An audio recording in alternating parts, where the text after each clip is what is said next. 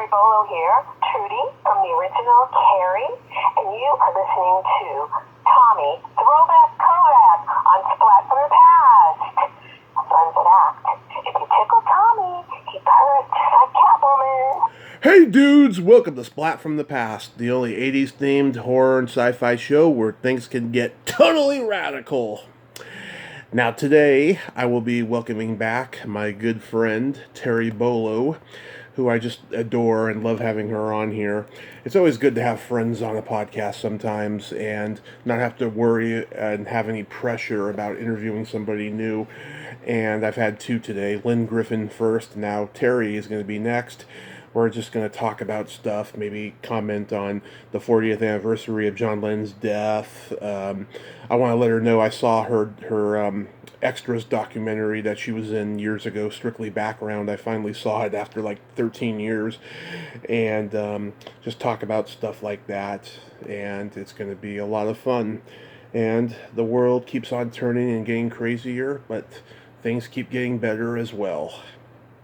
So yeah, here is my new interview with Terry Bolo. Hello, Tommy. Hello, Terry. How are you doing? Oh, God, pretty good, I guess. Good as can be expected these days. I know. Like, we woke up and it's the Twilight Zone. Yeah. We're supposed to go do this little shoot tomorrow for a friend, a video, and we're all supposed to stay home, but it's like they didn't call it off. Huh. You know, I don't know. I feel nervous, but we're going to be out at a ranch, so, we're not out in the public. So I feel kind of okay about it, but yeah, it's nutso here. Oh, God, that's so good, though. At least you're going to be getting out and doing what you love. Well, and to be around animals, and a friend of mine who's doing the shoot, she's volunteers out there, and she said it has been her lifesaver. Just to go and be with the animals, what it means to her. Mm-hmm. Yeah. Oh, that's sweet. I love animals. Yeah. Wow. Yeah, this has just been just an insane year, and I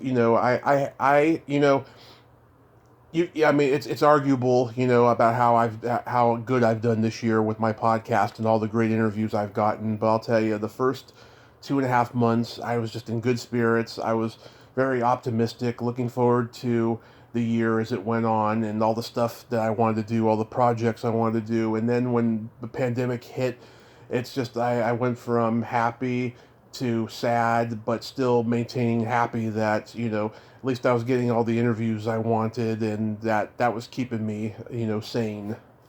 Mhm. Yeah, it's been a real emotional roller coaster for everybody. Oh, God. Yeah, I mean, my mom, she's doing a little bit better, each day, and she's getting better.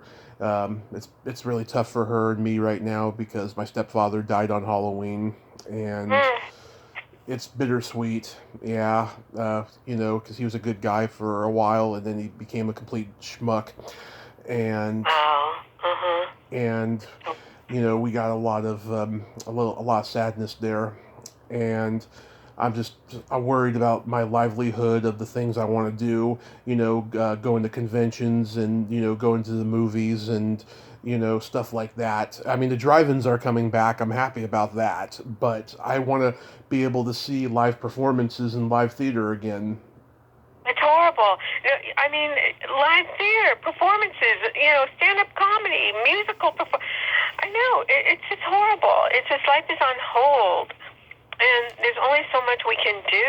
We're all so limited now in what we can do. And everybody's being as resourceful as they can and trying to work around stuff and get through this. And I don't even know how they're doing any film shoots. I mean, I know a few people who've gone back on shows, and they said they're getting tested every day. And, they have to, bring their own food. And it's just crazy. How can you do a scene with actors? I know. How can you? Oh my God. I've had one COVID test this year. Back in May, I did an interview in the morning, and then I had another one in the afternoon, and then right after that interview, I got just lethargic and sickly. I had a third one at 7 o'clock at night, and for the first time ever, I had to cancel it because I was just ill. And that Wednesday, I made an emergency trip to the doctor, and they gave me the test. Oh God, I hope that they come up with a better way of doing it, like a saliva test or something, because I do not like having that Q-tip up my nose. It is uncomfortable to the Ew, max. yeah. Yeah, and thank God I didn't have it, but I don't know what it was. It was some kind of a flu-like virus that lasted about 72 hours. Well, yeah, there's stuff like that, and then just allergies. I mean, I've been getting bouts of allergy attacks, and feeling lethargic and nauseous and runny eye, watery eyes and sneezing, and it's like, what? Well, am I sick? And it's like, well, no, it's like because this weather's changing so much, so that like today it's warm out, and so it's like it's springtime, so my allergies are kicking in. It's just been off and on like this. Yeah. Crazy. Anyway, It I'm is. mostly at home though. Yeah. So are we. I got cabin fever. Um, I've lost 30 pounds this year on my diet, and Oh, congrats.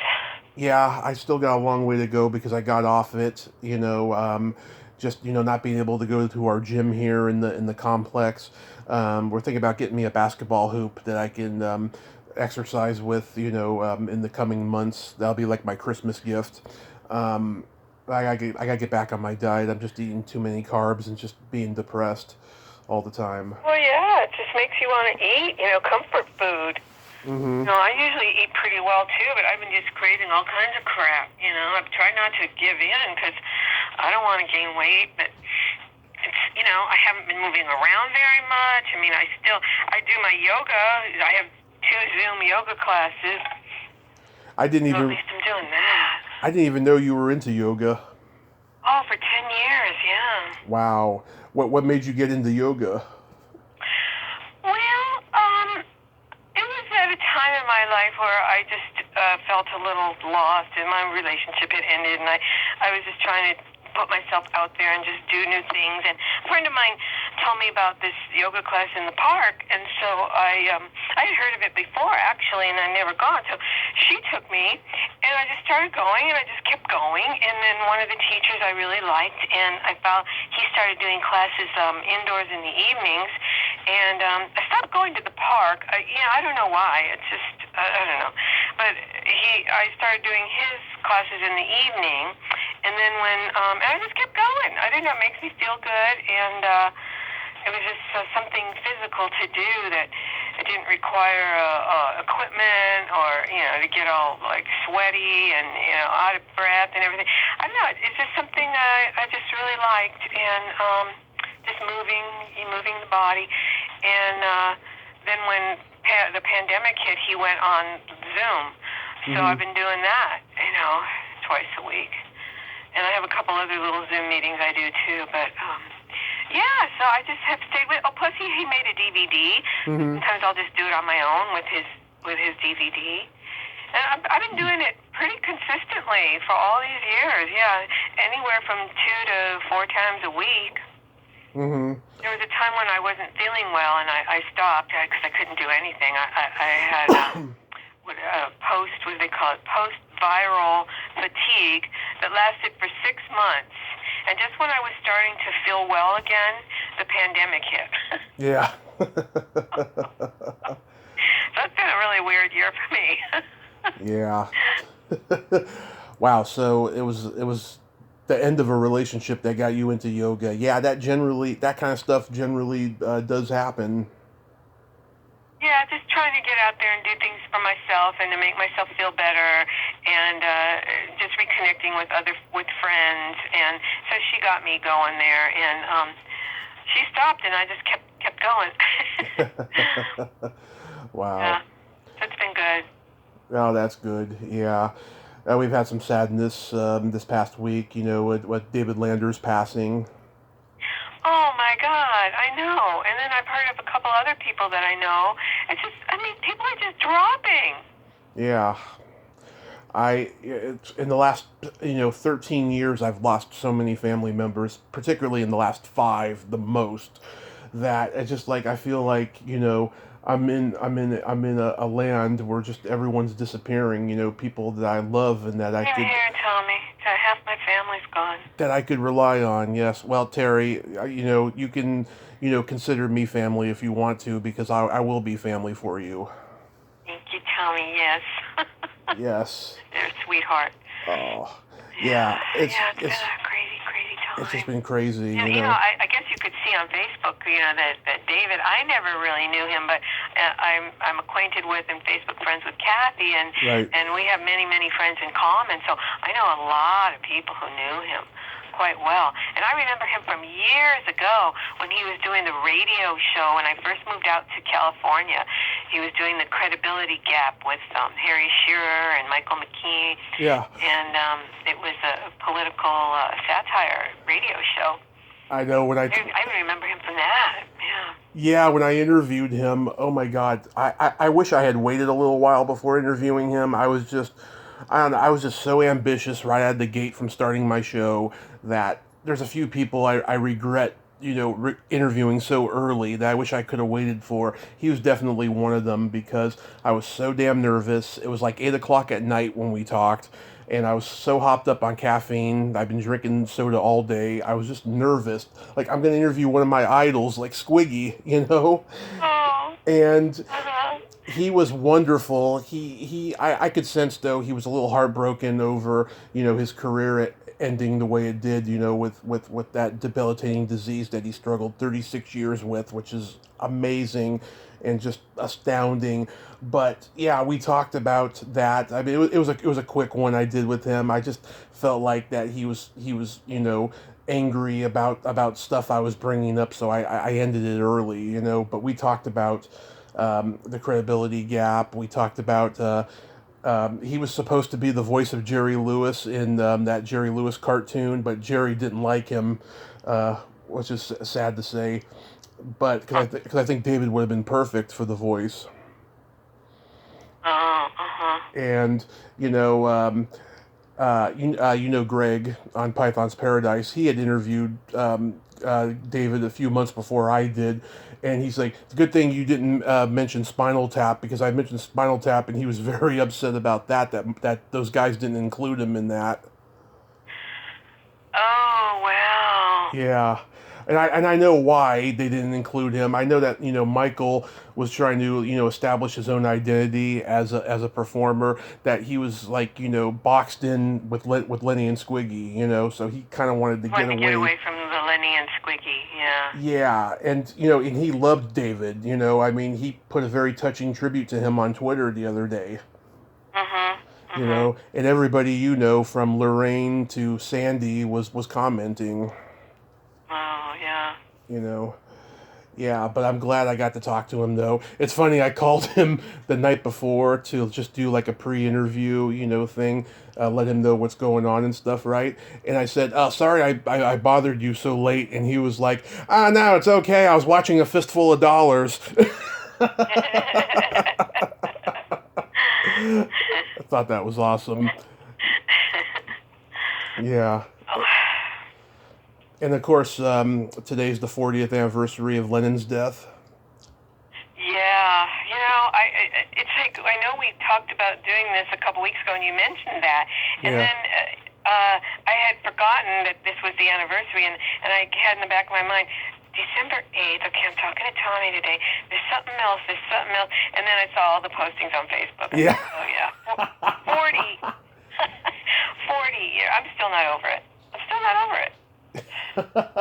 Yeah. I can't stand it that he's not in the world. I know. Oh my God, I know some interesting trivia in the rock world that the day that he died. Phil Collins was recording his Face Value album, and he was so affected by Lennon's death, he said, "I gotta cover a song of his on my album," and he chose "Tomorrow Never Knows," which I'll be honest with you, it's not one of my favorite Beatles songs because you really have to be on acid to enjoy it. Yeah. you know, it's got all that sitar and all that weird, you know, Mhm. looping effects and stuff. Yeah, it's not one of my favorites, but he took it and he covered it, made it his own.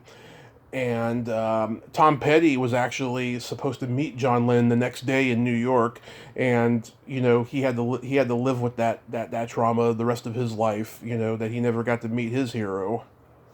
Oh my God, how awful! And a friend of mine, Lori Kay, I think she interviewed him that day. His Hmm. last interview Oh, really? with him. Her name's Lori Kay, Kaye, and she posted something about it. I think around his birthday. Yeah. Anyway, yeah, you could look it up. I'm sure it's out there. But He when he would do interviews for like Playboy, he would come off as extremely angry that he was getting asked the same questions about the Beatles over and over, right? And mm, the last one he did was like maybe a month before his death. He was just talking about how you know he doesn't like the current state of music. He stopped buying records. You know, he's like I haven't bought a Bob Dylan record in over 10 years because I think the music he makes now is terrible. You know, he's like I haven't talked to Paul in a while. I could give a fuck about about what Wings are doing. You know, I mean he was pretty upset. Yeah, you know, and he in the first post Beatles interview he did for Playboy where he was upset. Tony Hendra did a parody of it for National Lampoon's comedy album. Yeah, he did like a dead-on impression of Lennon, and he was just like making fun of that whole thing and making fun of the fact that Lennon was doing screen therapy during that time. oh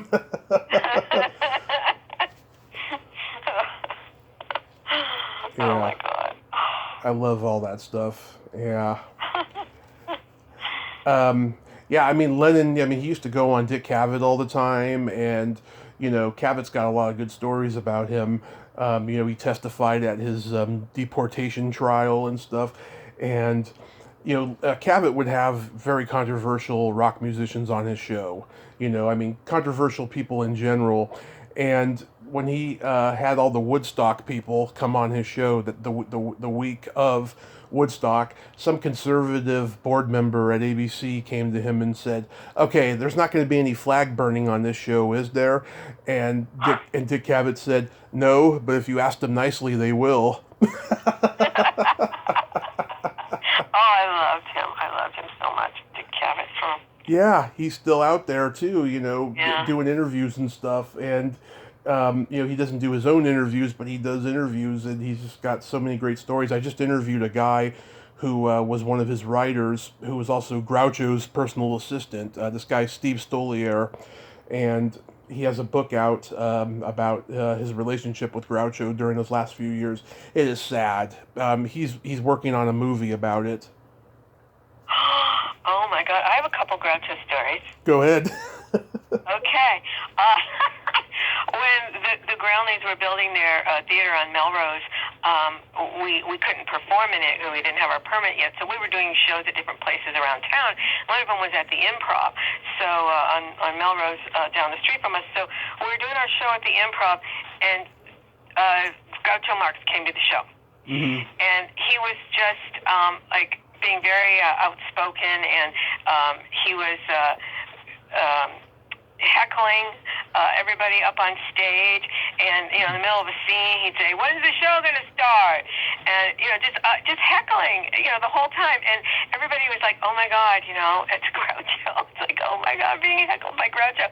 And so at the end of the show, he was leaving, he was on his way out, and there had been a flooding in the bathroom, and from the bathroom all the way out into the lobby and bar area, Right. there was all this water running out, and so his friend helps him step over it, and then he looks down at it and says, "Did I do that?"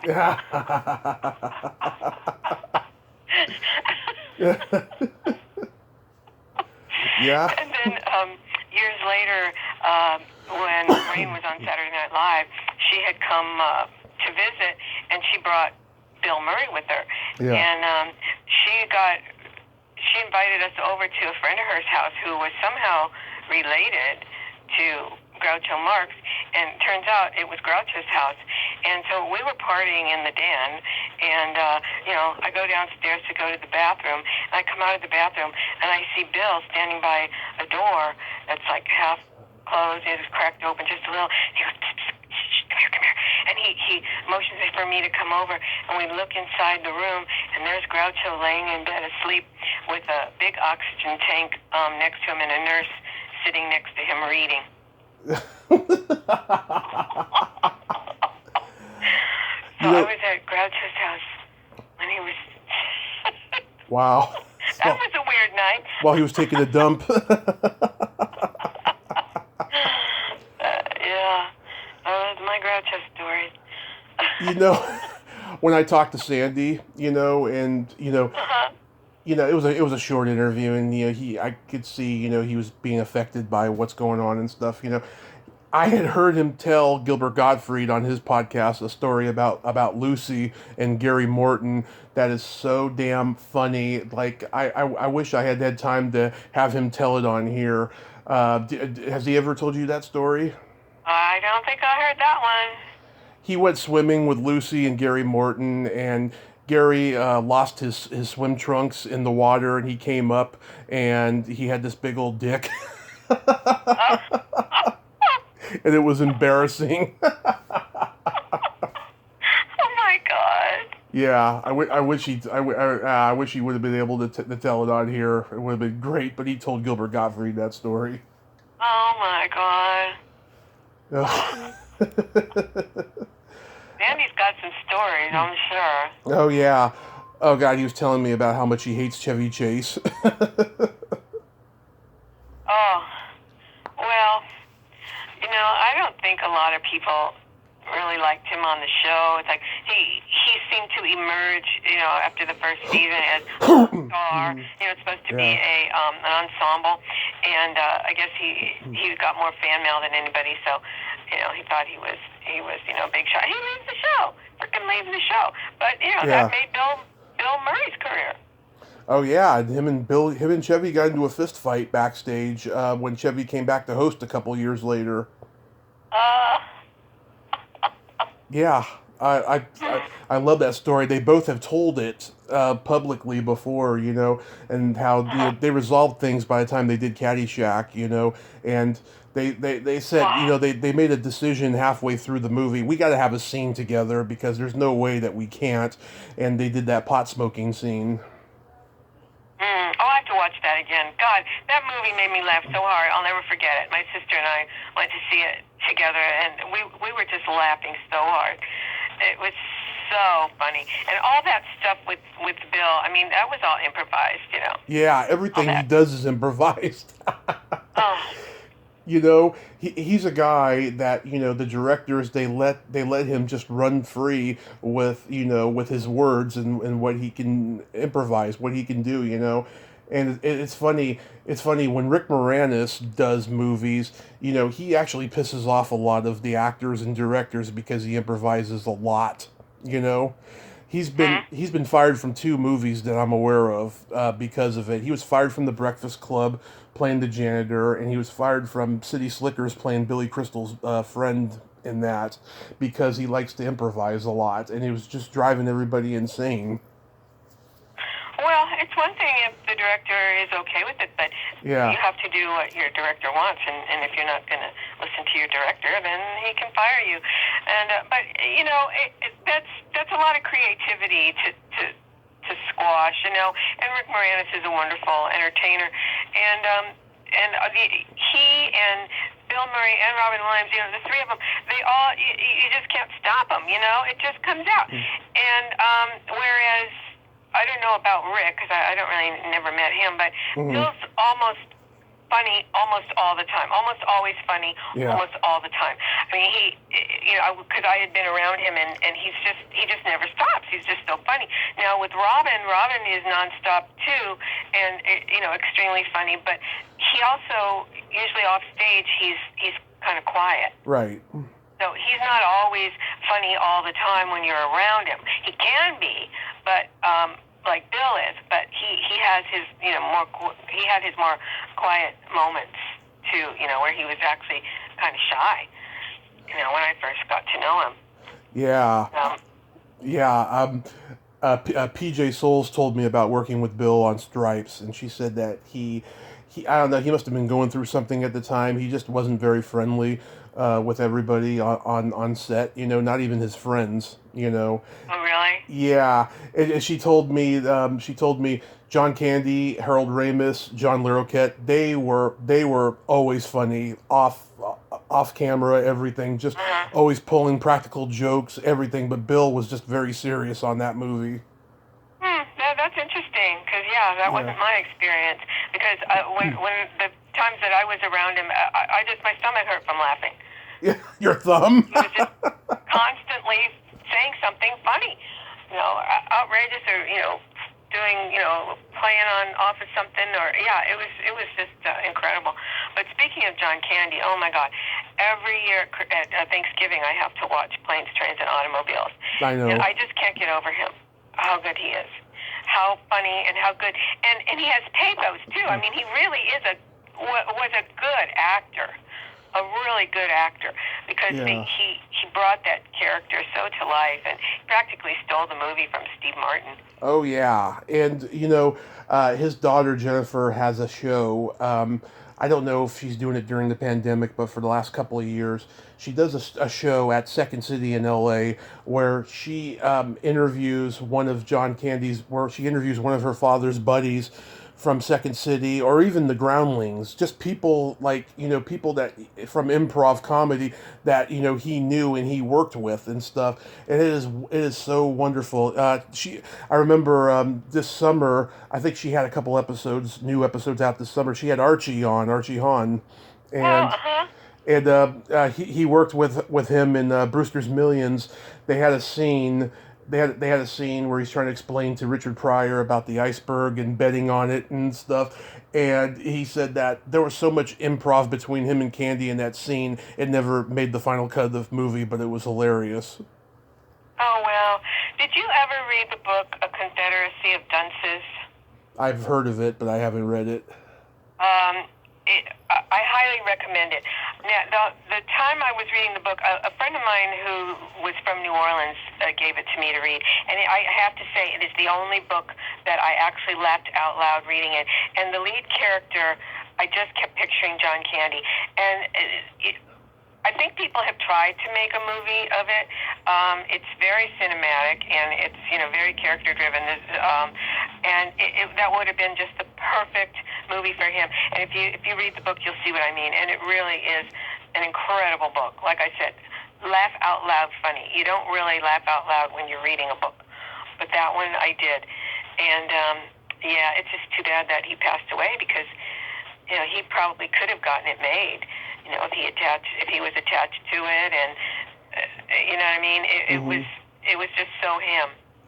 It was, it was. And it's funny. Around the time of his death, it was rumored he was going to play Fatty Arbuckle in a biopic, and he actually denied that rumor in an interview. He says, "I don't want to play Fatty Arbuckle. I mean, I admired his work, but it's just like when Rod Steiger played W.C. Fields. He's like, nobody can really play a historical figure of comedy well. Other figures of can, but not of comedy. He didn't think that it could be pulled off. And this was like right at the time of Michael Chiklis playing John Belushi in that biopic that everyone hated, Wired. Oh yeah, Yeah. I actually worked with John Candy on something, and I can't remember what it was, but this friend of mine got me the gig, and we worked all night in a porn shop, and I was dressed like a little lesbian, and we were all night, and John Candy, he had a scene in the porn shop. I can't remember what the name of the movie was. Maybe I know. Think of it. It just came to me. Armed and Dangerous. Oh, okay. I'll have to watch it and look for it. Was Eugene Levy there? I can't really remember. Was Mark Lester the director? Don't really remember. Yeah. But I worked in the porn shop. I gotta go back and watch it now. Yeah, maybe you'll see me. But I don't know. I think maybe my hair slicked back or something. I don't know. But working all night in a porn shop, you just end up looking at all the stuff, right? Mm-hmm. And I'll just never forget this one magazine I saw called Diapered and I don't know, but it was about men whose fetish was, to be treated like a baby. Yeah. To be, have their self-powdered and diapered and... Yeah. Oh. I don't understand any of that. That is so disgusting. I mean, that was pretty bizarre.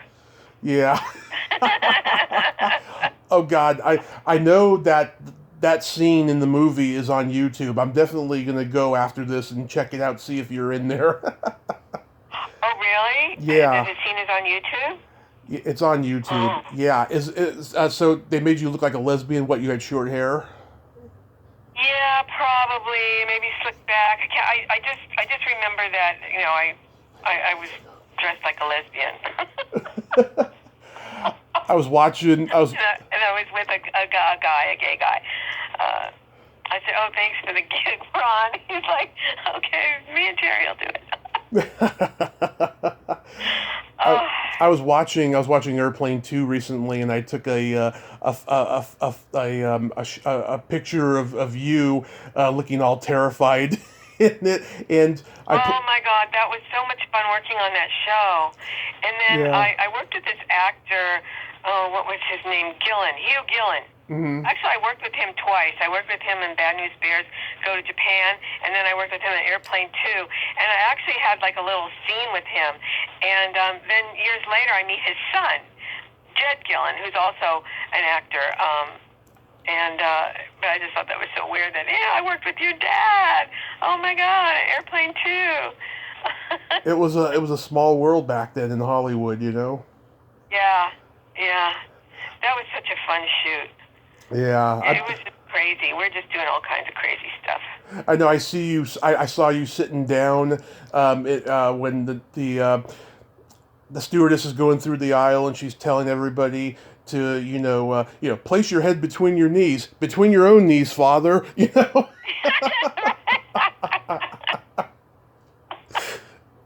Yeah, love it.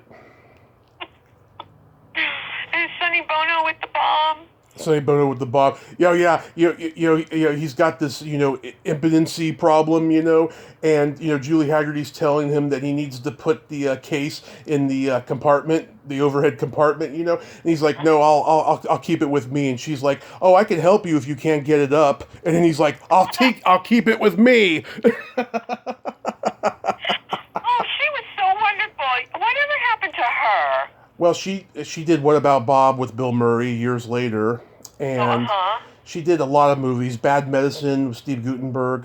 In fact, she was on Gilbert Gottfried's podcast this summer talking about that movie because Gilbert's in it, and Gilbert used to make fun of her voice on the set because he does all those funny impressions of people, and yeah, they were talking about that and stuff. Yeah, she was very talented, I think. And that's sweet. She just had this wonderful, just kind of innocence about her. Yeah. Naivete, yeah. Naivete. I'll tell you something. Naivete is the key to success because I've been naive so many times in my life, and I've gotten things in my favor. Yeah, I think there is definitely an advantage to that. This podcast is one of them. This podcast is one of them.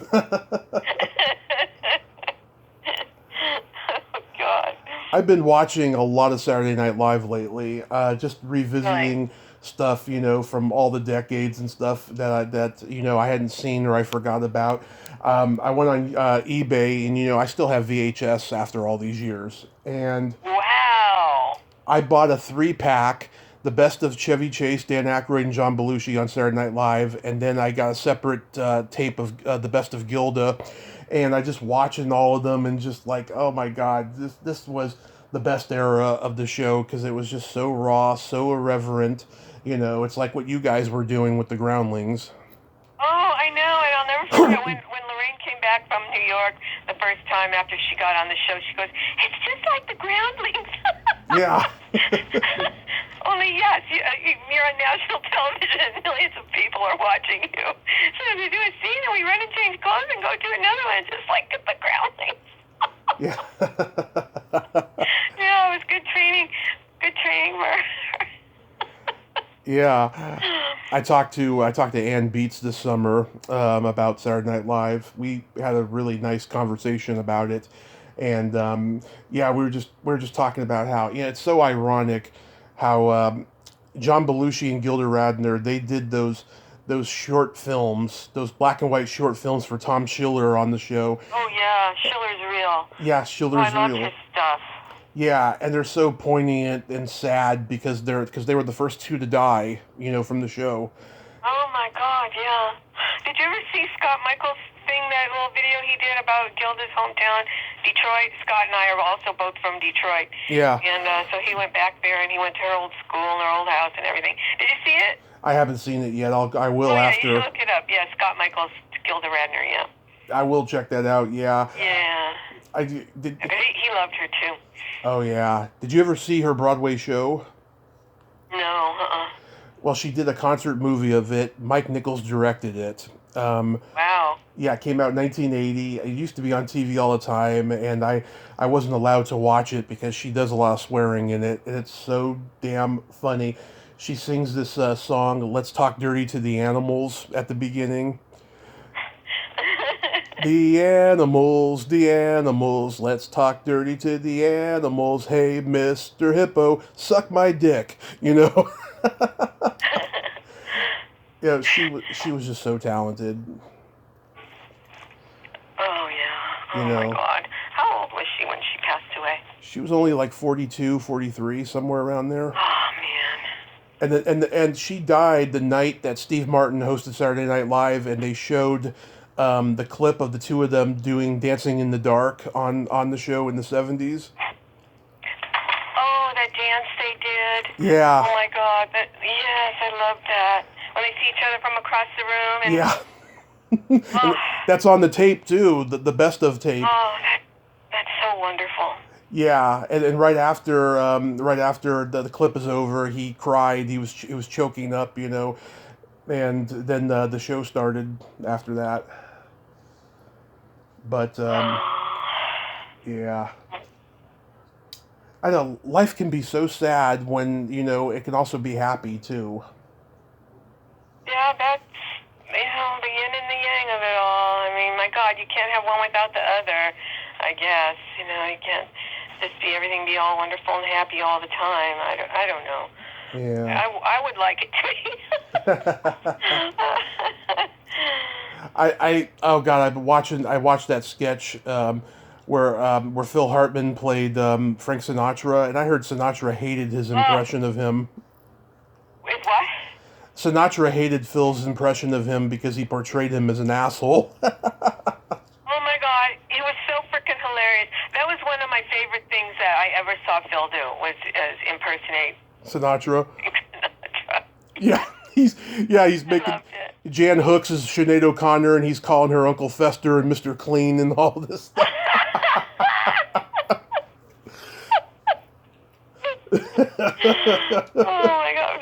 Didn't he have some line about snorting coke off the breast of a $500 hooker or something like that?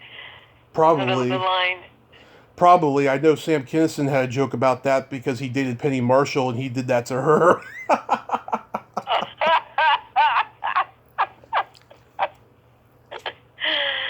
Yeah. Oh my God. I mean, oh my God. And I love those Debbie Downer sketches. Yeah. Yeah. Yeah, she's really good. Rachel Dratch, she's the Imogene Coca of her generation. She's got that rubber. Oh, I swear, what a mug, huh? Yeah, she's got that. Oh my God. She's got that rubber face, and you just never know what she's going to do with it. It's hilarious. There's big eyes. I know. Yeah, she is kind of like Imogene Coca now that you mention it. Yeah. Yes, and I even told her that on Twitter, and she liked my comment. Awesome. Yeah. Oh, that reminds me. Sometimes people don't like it when you tell them that they remind you of somebody. Yeah. And there's an actor in the Groundlings company. I can't think of his name right now, but I told him that he kind of reminded me of a cross between Michael Myers and Harpo Marx. and he looked at me kind of weird, and I said, "No, really, check it out, Harpum." I was thinking he was very happy about that. Yeah. But yeah, sometimes you have to be careful when you tell somebody they remind you of someone. Yeah. I know I did that one time with a comedian that I came up with in San Francisco. He reminded me of Stephen Wright or Mitch Hedberg, just these, kind of deadpan non sequitur things, right? I told him that, and he like did this fake cry that like made all the other comics around us just like laugh out loud. But I can genuinely tell he was pissed off that I compared, you know. And that guy's a writer for an HBO series now too. Those are two good people to be compared to. Yeah. That deadpan delivery, was that what you were referring to? That the way they both had that sort of, no emotion, sort of deadpan delivery. Yeah. I don't know.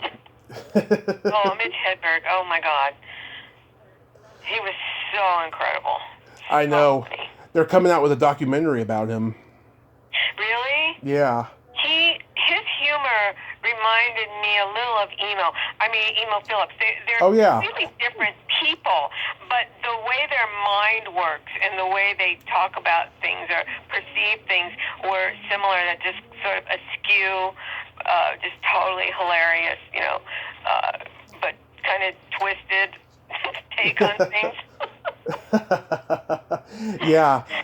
And there's a picture of me out there with Emo. I met him at one of the last comedy shows I went to before I moved out of the Bay Area.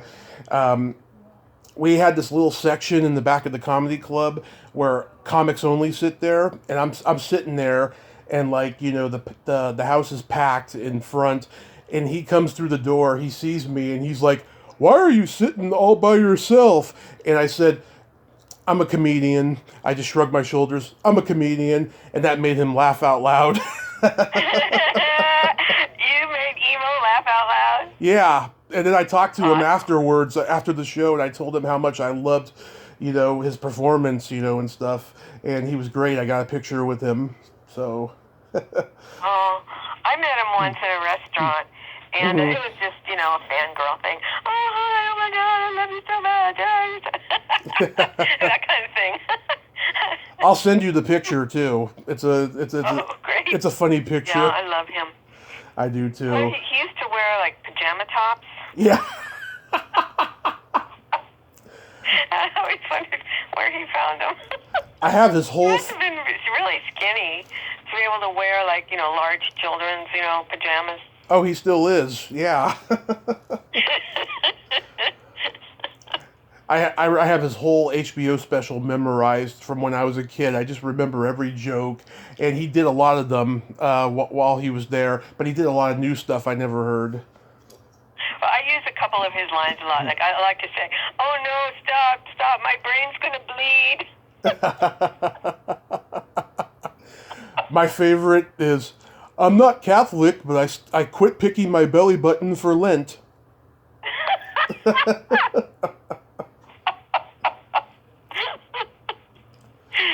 Oh my God! Yeah, I love him. He did a political album about 20 years ago, right? It's politics according to Emo, right? Oh. He said that he was driving in Massachusetts, and this guy stopped him because he was under the influence of what he called cough medicine, right? Alcohol. And the state trooper said to him, "Do you know what the penalty is for driving under the influence in Massachusetts?" And Emo said, "Re-election of the Senate."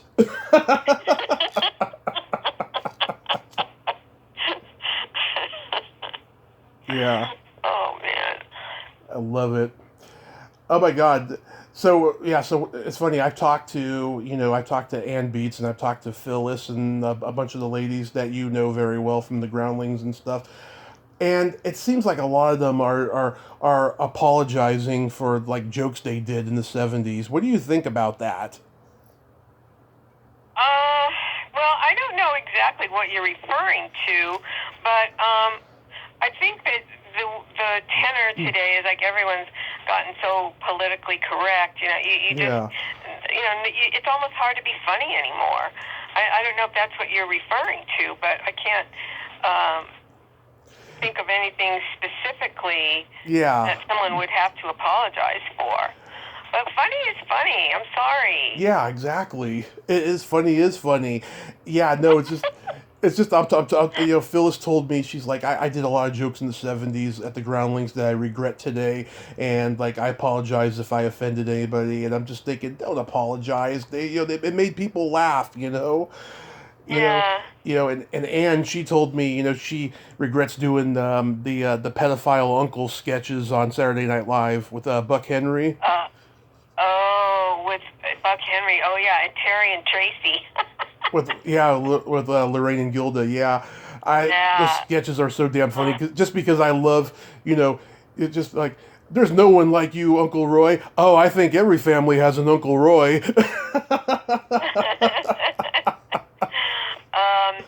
Yes, well, there is a little discomfort in some humor, but oh God, yeah, I can see why she would say that. Pedophile isn't funny, but Buck Henry is. Buck Henry's hilarious. Yeah, we just lost him earlier this year. Oh yeah. Yeah. Oh my God. Do you remember in the mid '80s the Groundlings did a special called Cheese Balls? I remember hearing about that. I wasn't really around that much. So yeah, but I remember hearing about it. Yeah. Okay. There's a sketch where Joan Leisman is playing.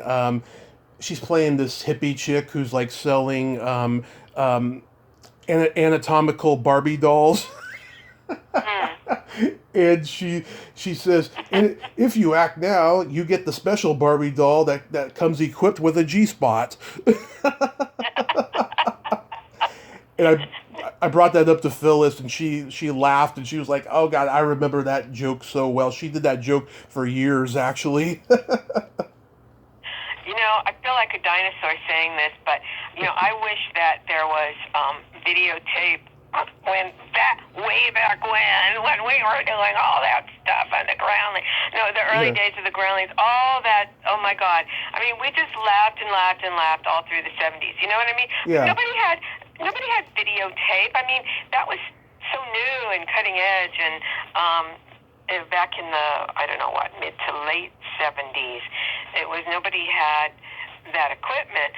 I mean, it was, I guess, it had been invented already, but it was expensive, and but when I think of all the material, it's just lost to the ethers, into the ethers, you know what I mean? I mean, we can look up anything on YouTube right now, right? Yeah. But there's this whole, body of work that's just poof, it's just like magic. It was like magic.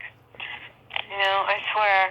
When I think of, we have stuff written down, but because when we would create material, we would improvise, and then we would re-improvise, and then write it and set it, and so it became a set piece, and so some of the stuff got written down, but when I think of all the hilarious moments that we don't have, and we take it so for granted that you can just look up anything on YouTube, like you said. You can go look up something that I'm in on YouTube. It's like, yeah. Weird. Yeah, I feel really old. Yeah. No, but you look so great, Terry. You do. Oh my God! When me and my friend Rudy, aka Joe, went to go see you at Dearly Departed, when we left, he was like, "Man, she's a hot old lady." Oh, thank you. Yeah. In fact, when we got back home and stuff, I showed him the opening of Carrie.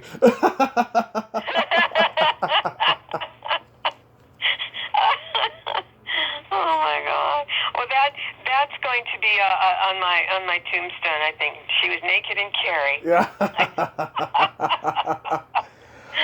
Oh my God, that's so funny. Speaking of which, I actually just saw Strictly Background finally. Finally.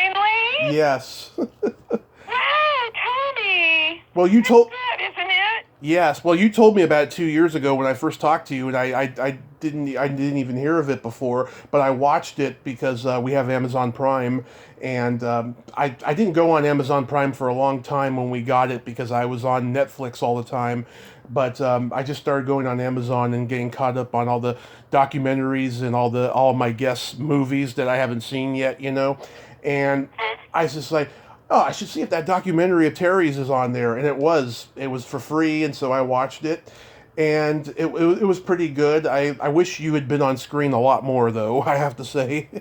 Well, it wasn't all about me. It was so funny how I got that, though. A friend of mine who I worked with at the Visitor Center in Hollywood, he called me up, and I think he saw it in, casting notices or something, Craigslist or something. And he goes, "Hey, you guys, you should really go on this. This guy's doing a documentary on background people, and he doesn't just want someone who just started working 3 months ago. He's looking for people who've been in the business." So I thought, well, that's me. Yeah. So I quickly gathered up a whole bunch of pictures, from on set and stuff, and I was on my way to work, and I thought, well, I'll just go early and hit this little interview, and so I just went in there and I put all the pictures out, and he goes, to Jason, the director, I love him, he's such a doll. He goes, "Okay, she's in it for sure." Yeah, and they also showed footage. Oh, sorry. But you know what? Go ahead. Of all those people, I think there's only one person who's still in the business. Yeah, it's a tough business to be in, even to be an extra. Yeah, and one guy died. The guy Marvin, who was talking about getting friendly with Richard Dreyfuss. Oh. I thought that went on a little long. I would have cut that, but I don't know. Jason was kind of enthralled with him, and Marvin. Marvin did have some good stories, and the guy. I can't think of everybody's name. The big guy with the glasses. Yeah, I know who you're talking about. Yeah. Yeah. Well, I don't know if you remember in the movie, he says he gets a phone call while he's being interviewed. Mm-hmm. Yeah. And it really happened. In the middle of him being interviewed, he gets a phone call that his mother died. Yeah, I remember that. And Jason said, "We're going to leave it in. We're going to leave it in." And I thought, oh my God, that was so unbelievable. But, yeah. Yeah, there's some interesting stuff in that, and I thought it was really well done. That was Jason's first documentary. feature-length film. He had done short films, and then he went on to do Glow, the girls, glamorous ladies of wrestling. Mm-hmm. He did the documentary, and then they did the TV show based on his documentary. Right. And then he also co-produced something. Oh, and this is really good too. Holy Rollers. Yeah. About people who were card counters, and they went and they extracted $3 million out of several casinos over a certain amount of time. I can't remember how many years. For Jesus, like Holy Rollers. Yeah. So they were like cheating at cards for Jesus. Yeah. It's really good. And I forget what else he's done lately, but he's a wonderful, wonderful guy, and he's really fun working with. And so I'm happy that that turned out so well. It should have done much better than it did, but yeah, he well, didn't make any money off of it. But it was like his entree. Here, look, I made this movie. See, I can make a movie. Yeah. So that was good. Good for him. He should sell it to PBS because PBS shows documentaries a lot. I know the Charlie Brown holiday specials just got moved to PBS after people outcried about the app. Oh yeah. Oh come on. Are you serious? Well, I was one of them. I was the one who got so mad I put it on Facebook when I found out. People are so shocked when I get mad and put it on Facebook, because I'm such a nice guy that they don't realize how mad I can get. It's that Italian side of me. You know what I mean? Yeah. So it's like, it's like, yeah, so I enjoyed it a great deal. You mentioned that you were in Dr. Detroit in that, and I just interviewed an actress named Diane Robin, who's absolutely wonderful. She actually plays a good supporting role in the movie, and she went to the Strasberg Institute. And I was like, oh, do you know my friend Terry Bolo? She's like, that she may have been there before me, and when I posted that picture of you terrified in Airplane 2 on Instagram, she was she was like she looks slightly familiar. Well, I was there really early on, like Yeah. early 70s. Yeah. Yeah. Yeah. That was a strange movie. I didn't know quite what to make of that movie. I had fun working on it though. Yeah. That was the first movie Aykroyd made after Belushi's death. I've heard him say that it wasn't a happy experience, other than that he got to meet his wife, Donna Dixon, on that movie. Oh, right. Yeah. Yeah, and they got to become friends with Fran Drescher on the movie too, and Fran actually lived with them for a while when she was struggling. Oh my gosh. Yeah. Oh. Wow. Donna Dixon. Yeah. Are they still together? They're still together, yes. Wow. All these years. Yeah. I know, she's a beautiful woman, very beautiful. Mhm. I was on the Groundlings website, right, and looking at the alumni, and oh my God, there's people on there I would never even guess were there. You know, there was an actress that I reached out to a year ago. She was very rude to me, and she was on the list. Did you know Jill Jarvis? Jill Jarvis. Yes. Yeah, she was not I very. remember her. She was not very nice to me at all. I remember her. Oh, I don't know. You know, there's a lot of people because I wasn't in touch with the Groundlings for a while, so there was a lot of people that went through there that I didn't even realize. Oh my God, they were a Groundling. And then there's also a lot of people who they weren't in the company, but they took classes there too. Yeah. So there's a lot of people that went through the Groundlings. You know, not all of them got in the company, not all of them got famous, Yeah. but just, you know, working actors. And I know a lot of people who tell me, oh my God, you were in the Groundlings. Oh, I went through the Groundlings. And, you know, they went through all the classes and then they didn't get picked. And, you know, I said, you know what? One time I said to somebody, I went to see an alumni show, and I was sitting next to a kid who was in the classes. And he just started, and he was all excited and everything. And I said, listen, I want to say something to you. I said, you know, you're going to go through all this, and you're going to have the time of your life. I said, you're going to make a lot of friends, and you're going to learn a lot, and you're going to have a lot of fun. And I said, but if you don't get in the company, that doesn't mean you're not good. It just means there isn't enough room. And because, you know, people never leave, so there's no room for people to move up. I said, so don't let it get to you. Don't let it break you. Don't, you know, it doesn't mean you're not good. I said, just use it.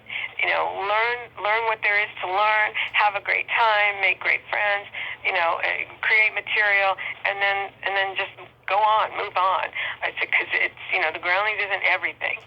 Yeah. There's plenty of people who are successful who weren't in the Groundling company. Yeah, I mean, I was on that trajectory when I was in high school. I wanted to go study at the Groundlings and stuff, and then life got in the way and took an unexpected turn. But looking back, you know, maybe, you know, this was just, you know, all meant to be, you know. But I'm glad I get to talk to people like you about it and stuff. Yeah. I mean, it's only, you know, one thing, you know, that one part of showbiz. I mean, I feel very proud that I had a part in creating something that's been so lasting and has influenced so many people and created, you know, so much incredible talent. And but yeah, I mean, not everybody who's ever worked in the business has been through the Groundlings, so it's not everything. It's not the be all end all. And so I think, you know, I hope that was heartening for him to hear, you know, because everybody just puts, you know, all their hopes and dreams in that, and it's a big letdown if it doesn't happen. And you know, it's not everybody, you know, gets in the Groundling company, you know. Yeah. It's not that big of a deal, but everybody thinks, oh, they're going to get in the Groundlings and they're going to and then, you know, get a big movie career, you know. Right. Oh, get on Saturday Night Live. Yeah, get in the Groundlings, get on Saturday Night Live, and then have a big movie career. It's like, well, okay, how many people did that really happen for? You know what I mean? So. Yeah. And we're talking, we're talking hundreds, maybe thousands of people who have been through those doors, and they're working. They're doing all kinds of things. They're writers, they're producers, they're actors. There's a lot of people that have been through there. Exactly, and I've been wanting to ask you this for a long time. Have you ever thought about writing a book? Well, a lot of people have asked me that or told me that, and I have a lot of good stories, but I think there's a lot of people out there that have better stories than mine, and it doesn't mean I shouldn't or couldn't or wouldn't. But I don't know if I ever told you about or if you've ever seen my blog. Oh yeah, I saw it when I was reading the Pee-wee's Big Adventure story. Yeah, well, I have about 20, maybe 20 stories that I've written for my blog, and, I have more, but I just haven't done it in a while. I don't know. It's like, I don't know, laziness. I don't know. I just haven't written any for a while, but I know I've got some more stories in me. But I know other people that I keep saying to them, you should write a book, you should write a book. And they're like, I don't know. And I know a lot of people who have written books.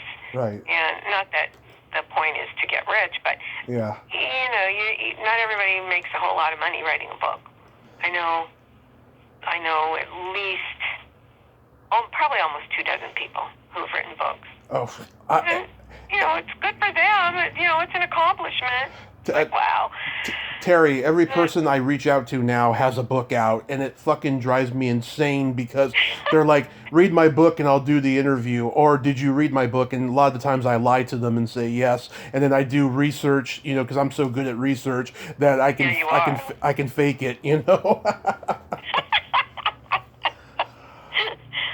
work. It's a lot of work to write a book. It really is. It is. And, but seriously, if you ever want to, not only would I help you, I'd also write a foreword for you.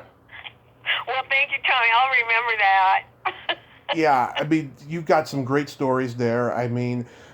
You were on this original trajectory, and then life had something in store for you, and that you went another way, but you've remained happy. You haven't ended up bitter. You've built up this thing with the Los Angeles community where you're very well respected. That's a wonderful story to tell. Well, thank you, sweetheart. I do feel very much a part of Los Angeles and connections in show business. There's always, like when you and I talk, it's like from one thing to another. One thing leads to another, and we're talking about somebody, and all of a sudden we're talking about somebody else, and yeah, there's a lot of connections there, and I love that. It's really interesting, and I feel connected to a lot of people, in town and in the business and all that. So I feel very much, a part of it, definitely. Yeah. I don't know. I don't know what you could call the book, but I'm sure you could come up with something clever. Like maybe, something along the lines of, about how there's no small parts, only small actors, something, right. maybe a pun on how tiny you are. Yeah, like that, because you were a stand-in for little girls. Yes. Yeah. It's been interesting. Like I said, one time my mom said to me, because I've always had all these other different jobs and everything, she goes, well, you certainly live an interesting life. And I said, well, yeah. I said, I haven't made a lot of money, but it has been interesting. Yeah. Oh my God. Yeah. You got a lot of stories there. And it's funny too. You came to LA during a magical time, during the sexual revolution of the '60s. Did you see a lot of craziness going on during that time? Well, I'll tell you, when we moved here, it was 1965, and we came from Arizona, Scottsdale, Arizona. I was just talking about this with somebody else recently, and I was involved in this little clique with my friends, and so when I got ripped out of that, I was only 13 at the time, and it was very, very traumatic for me, and it was really, really hard to acculturate Yeah. because it was very different here. And I remember just, I was so unhappy. And I remember actually, looking out my homeroom door and I could see the Hollywood sign on the mountain. And I just thought, oh, I really am in Hollywood. And it was an incredible time to be here because LA, it just seemed like a smaller town. And I know people who grew up in Beverly Hills talk about how it had this small town feel. Yeah. And I feel like I was, in West Hollywood, because where I live, I pretty much grew up in this area. And it did have kind of a small town feel. And you would just like bop around town and run into people. And you could see celebrities everywhere. I mean, as kids, we were always running into celebrities. And I was like, we're driving to the store with my mom. And, we're driving up the street next to ours. And there's Carl Wilson of the Beach Boys standing out outside. It's like, oh my God, look, that's one of the Beach Boys. And here, come to find out, his mother-in-law lived on that street. And right next door, we had a singer named Joey Page, and he used to sing with the Everly Brothers.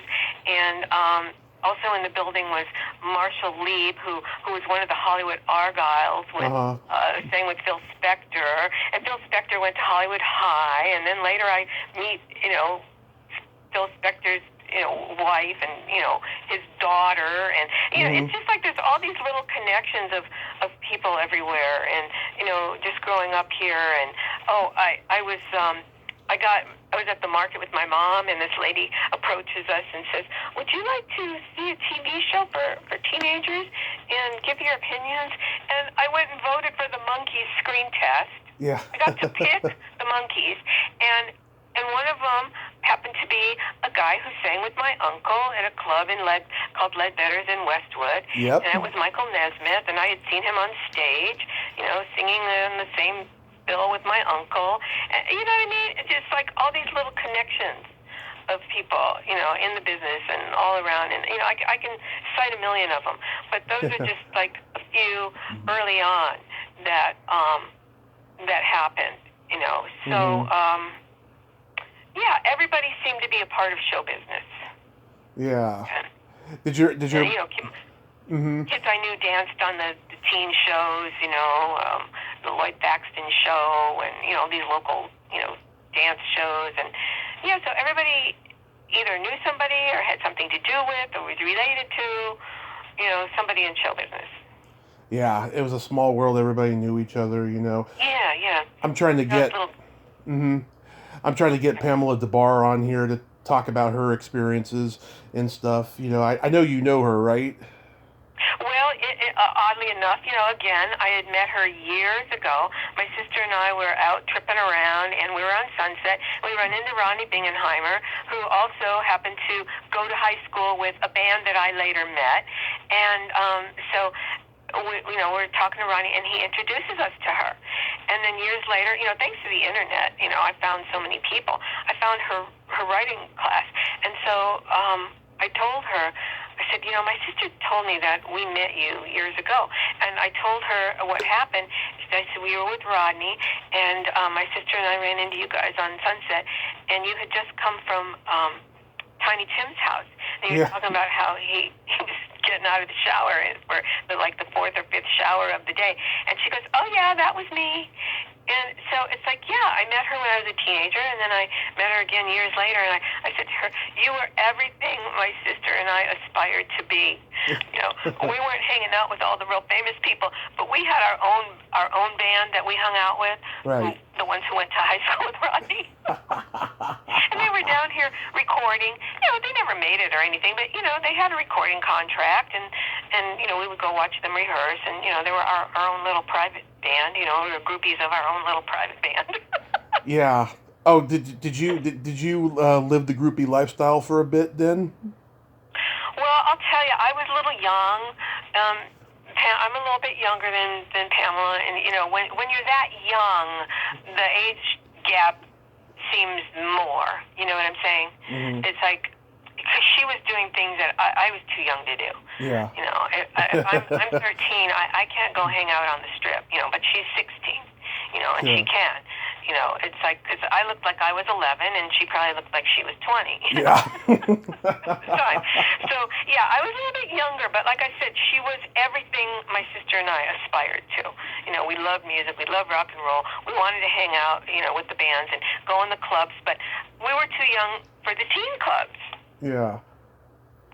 You know, but we did hang out a little bit, you know, on the strip and stuff, but I was just a little bit too young for that scene. Yeah. Oh my God, she's got great stories. I've heard her say and stuff. You know. Yeah. She was trying to get on the show like this spring. You know, and then she's been very into her writing. You know, and stuff. So She's always busy. yeah. Hopefully I'll get to talk to her though. Yeah, because I've got a funny Zappa story to tell her. You know, because she hung out with Frank Zappa and stuff like that. So. Oh, my uncle ended up singing with Frank Zappa too. Yeah.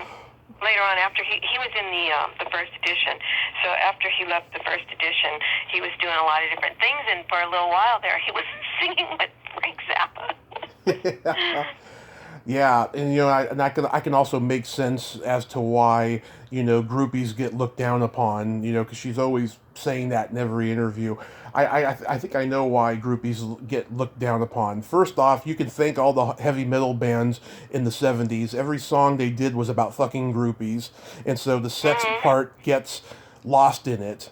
And then I think because of the internet and because of podcasting, people talk about, you know, the old days of show business. I think people have become more aware of hanger-ons in show business, and I think groupies get looked upon as hanger-ons.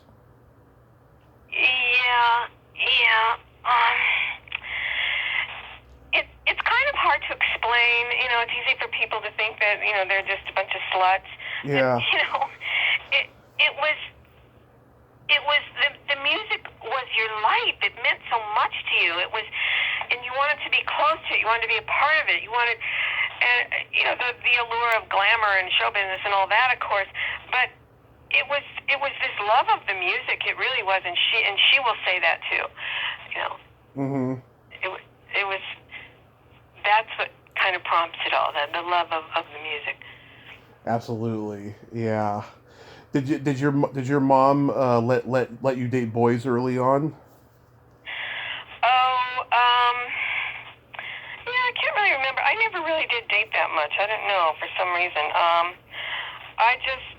I was working in the movie theater when I was 16. I got a job, and I was always hanging out with the people that I worked with at the movie theater. I'd come home from school, do my homework, eat something, and go to work. And so that was my whole social life. So then I got involved in people who were interested in movies and acting, and I was always interested in acting, but I kind of got a little bit away from rock and roll. Yeah. And I was more about theater and movies, and the people I was hanging out with, we just went and saw movies all the time. We all worked in movie theaters, and we all got free movie passes. And we'd see 2-3 movies a day sometimes. Yeah. Yeah, and so we were movie crazy. I was a movie crazy kid, and I was hanging out with this group of people, and a lot of them were gay, and so I was never really big into dating. I was more like hanging out with my friends, kind of thing, and having pop parties at the Castle Argyle. Oh yeah, awesome. Yeah. So it was a little bit different from the typical, or what you would think of as a groupie, because I never really was. I mean, I kind of aspired to that, but then, like I said, I went off on a tangent, and I got more involved in theater and comedy and movies. Yeah. That was taking up a lot of my time and thought and everything, more than music. Yeah, I was talking to a friend earlier who grew up in Canada. Her mom put her on the pill like right away. when the sexual revolution was starting to happen. Yeah, she put her on that right away. Oh my God. Did you get my Christmas card? Not yet, Tommy. It might be in the mailbox right now. Okay, because everybody I've talked to, because I sent it on Friday, I sent it like early for the mailman to send them and stuff, and everybody I've talked to last couple of days haven't gotten it yet. But I got a funny joke in there, but I also got a funny joke to tell you now. Okay. Why did Frosty the Snowman have a smile on his face? I don't know. Tell me why. Because he saw the snowblower across the street. I like that one. I like that one. That's really cute. Thanks, you like the one I sent you to. Snow blower. Oh. Yeah, I just sent out mine too, so you'll be getting one from me too. Oh, that makes me feel so warm and fuzzy inside. Tomorrow, I finally got Zuzu coming on. Zuzu. Of It's a Wonderful Life. Oh, I'm sorry. I haven't memorized that movie. What's the character? I don't. The little girl. Oh, cute! Really? How awesome! Yeah, I reached out to her last year and I didn't hear back from her. And then I found out Lori Jacobson knows her, and so Lori arranged the whole thing. So. Oh, fantastic! Yeah, I'm really excited about that. She was in a couple other classic movies too, so we can talk about all that stuff. It's going to be fun. Oh, excellent! Yes, I'm just so looking forward to it. And also Friday, I got Phil Roman, who produced all the Charlie Brown specials and How the Grinch Stole Christmas and all that. Oh, wow! Awesome! Yeah. I really love the music, Vince Guaraldi, all that Charlie Brown music. It's so good. Even apart from the cartoons, it's just really good. I really like it. I do. Oh, that's awesome. Yeah, I'm just so blessed. I'm so lucky. I don't know why it had to happen to me, but I'm just feeling so blessed about it. Well, you work at it, Tommy. You really do, and you do a great job. And I'm really, really happy that you're getting all these cool people. Oh, I try. It's fantastic. Yes. So much fun. Hey, I have a new sex question that I ask now. Yeah? Terry. Okay, because I always say the person's name first before it. Terry, what's your favorite place to have a quickie in? Well, it's been a long time, Tommy. I don't know. Let me see. Well, that would be more like the fantasy realm. Let's see. Where would I like to have a quickie? Probably backstage somewhere. Oh, yes. Oh. Like backstage between sets and between scenes, and it's like, and then you have to go on. Yes. Oh my God. Did you do that a lot at the Groundlings? No. You don't have to name names. I'm just asking. No, there was a lot going on at the Groundlings. I dated a few people, but no, there were some people that were much more active than others. What can I say? Yeah. Oh, okay. I did prop handling for a play in high school, my senior year. I had a bad audition for The Sound of Music my sophomore year, and it made me never want to audition again, right? And then I tried to get involved with prop handling. It took me till my senior year because I was busy with sports, right? So I wasn't going to wrestle my senior year, so I decided to go for it.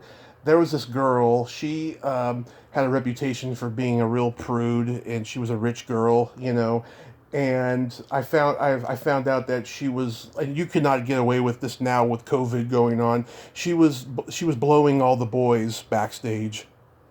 Oh. Yeah. Well, I've heard stories like that, and like I said, when you're involved with a group like that and you're all young and everything, I mean, there's going to be a lot of, it's going to be quite incestuous, yes. So, yeah, there was that going on. Yeah, she personally... Some people are, much more active than others, Yeah, she personally told me about it too, and then I remember I ran into her years later somewhere, and we were just talking and reminiscing about it and stuff, and then I saw her at her 10-year reunion because she was a year younger than me, and she was very rude to me. She would not talk to me. I don't know what it was. Oh, I don't know. Who knows? Yeah. I just don't care anymore. anymore. It's like, oh, okay, well, see ya. Wouldn't want to be ya. Yeah. Oh my God, Terry! If we have a private chat soon, oh my God, the stories I could tell you. I'm sure. Yeah. Well, Terry, I just love, I love and adore you, and I love, having podcast conversations with you because you're just so much Oh, thank fun. you, sweetheart. Yeah, and there's no judgment from you. You're just wonderful. You're a gem. Thank you. It's so much fun talking to you, too, because we just seem to bounce from one thing to the next, and you know everything and everybody I'm talking about. I know, it's like it's like, we were like besties in another life. You know my life. Yes. But I'll chat privately with you soon. Okay. We'll coordinate that and stuff. I just, I've been putting this on Facebook. I miss, hugging people and spending time with people. And, next year, hopefully if everything's controlled, I'm going to try to get out to LA for a few days. I want to go alone. I just want to be away from my family and just be alone for a few days. And I want to get together with everybody. And I want to get together with you for lunch. And we should also smoke pot too. That would be fun. Okay. All right, darling. Well, always great talking to you, and have a wonderful holiday, and stay safe, and say hi to your mom for me. Yeah, I sure will. Yes, stay safe on your shoot tomorrow, especially, and Merry Christmas and Happy New Year. Okay, same to you, honey. Take care. Okay, bye-bye. Bye-bye. Well, there you have it. Terry Bolo. Ain't she a sweetheart?